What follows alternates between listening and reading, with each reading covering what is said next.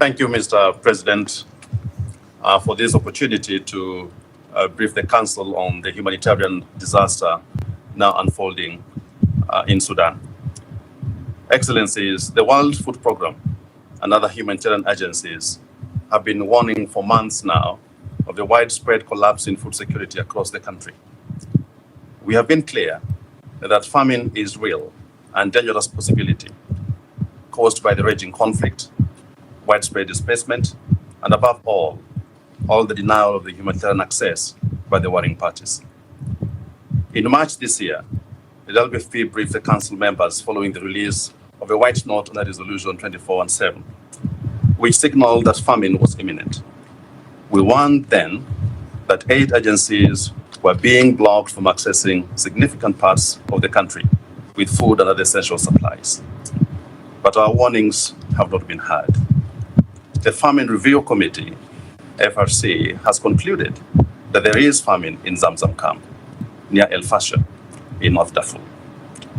The FRC is also warning that other areas in Darfur and elsewhere are at a high risk of famine if urgent action is not taken to provide life-saving assistance at the required scale.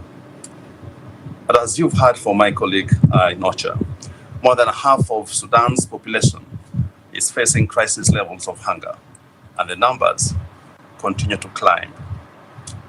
Over 750,000 people are currently classified as being in IPC Phase 5. They are experiencing catastrophic levels of food insecurity.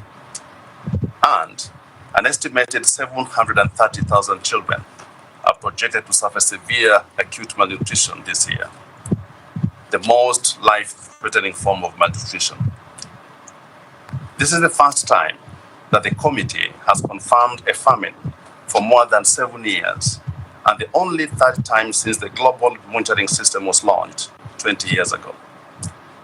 Now, conditions throughout Sudan are indeed appalling and getting worse by the day.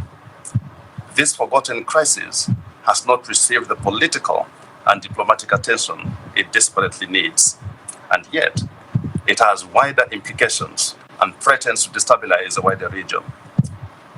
But last week's confirmation of famine must serve as a wake-up call for the international community and for the members of this council.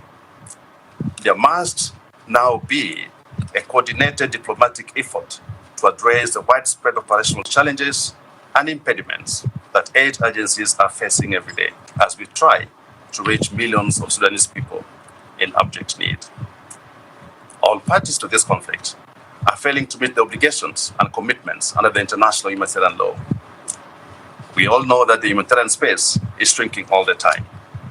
Expanding access and new supply lines across the borders and across the conflict lines are vital to enable aid agencies to meet the extraordinary needs that exist today. But the obstacles to securing them are truly immense. Both parties to the conflict are routinely blocking requests through cross-line clearances. This is severely restricting the amount of aid getting through and preventing us from operating at scale. Now, restrictions imposed on cross-border routes are another major obstacle, preventing agencies from reaching communities in Darfur and the Kordofans.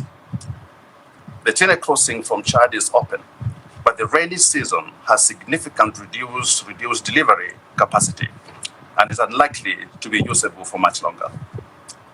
It is therefore essential that the Adre crossing is officially made available to aid agencies without further delay. Sustained and predictable flows of humanitarian supplies are crucial to halt the mounting death toll. Excellencies, despite the huge challenges faced by our teams on the ground, WFP is working day and night to get life-saving food where it is needed the most. We are significantly scaling up operations across the country to curb the spread of famine, boosting our capacity, presence, and resources. Now, we aim to substantially increase the number of people we support. WFP will prioritize reaching people facing emergency and catastrophic levels of hunger, IPC 4 and 5, along with those who have been internally displaced. WFP will also continue supporting refugees who have fled the bloodshed into neighboring countries such as Chad, South Sudan, and Libya.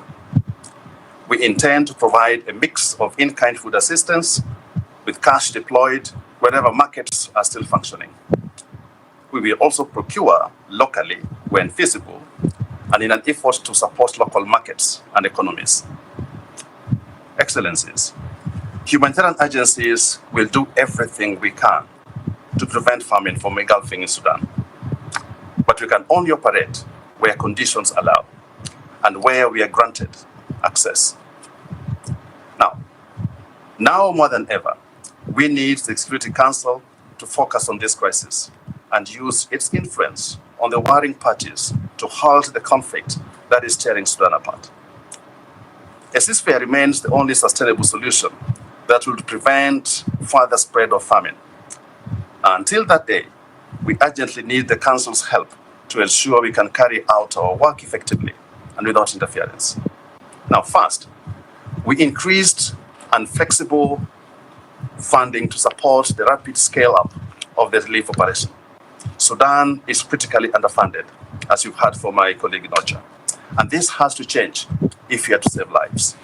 Second, we need effective diplomacy to secure cross-border supply routes via Adre and other border entry points from Chad, South Sudan, Libya, and Egypt. Third, we need your assistance to stop routine interference with humanitarian deliveries and movements, including a range of bureaucratic restrictions. And finally, all parties must uphold their commitments under international humanitarian law under Resolution 2417. Halting the famine now underway requires political will and leadership. WFP calls on the Security Council to provide it. The people of Sudan, exhausted by war and broken by hunger, deserve no less. We must not let them down. The FRSC is also warning that other areas in Darfur and elsewhere are at a high risk of famine if urgent action is not taken to provide life-saving assistance at the required scale. But as you've heard from my colleague Nocha, more than half of Sudan's population is facing crisis levels of hunger, and the numbers continue to climb. Over 750,000 people are currently classified as being in IPC Phase 5. They are experiencing catastrophic levels of food insecurity. And an estimated 730,000 children are projected to suffer severe acute malnutrition this year, the most life-threatening form of malnutrition. This is the first time that the committee has confirmed a famine for more than 7 years, and the only third time since the global monitoring system was launched 20 years ago. I thank you, Mr. President. I thank Mr. Omolo for his briefing.